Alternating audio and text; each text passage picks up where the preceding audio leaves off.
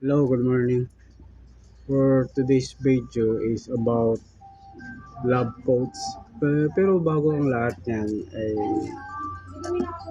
okay yung biyahe natin ngayon at nakakuha tayo ng ating ayuda ng kanin. No? Nakakuha tayo ng kanin kanina. Nakakaabot tayo sa pila ng kanin. At yung biyahe ko ngayon smooth lang. Nakakaidlip pa nga ako sa sasakyan. At yun guys, yung love coach ko ngayon for Thursday, September 12, 2024. Yung love coach ko, if I had to choose between loving you and breathing, I would use my last breath to say I love you. Kasi ganun talaga guys, no?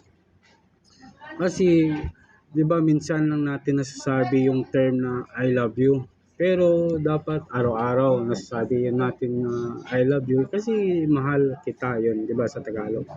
Kasi hindi natin alam kung kailan tayo kung hindi natin alam kung hanggang saan tayo. Malay mo may mangyari sa atin. No, kung ano.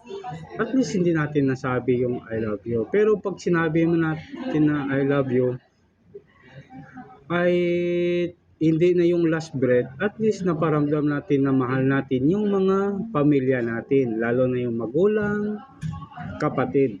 Yun. Pero kung may jowa, siyempre, sabihan mo rin yung jowa mo. Pero kung wala, di wala lang. Okay po ba? Yun, no?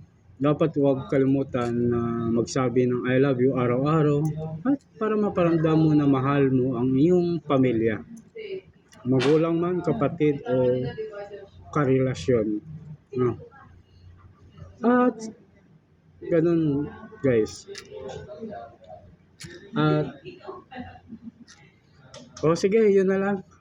For today's video, happy Thursday.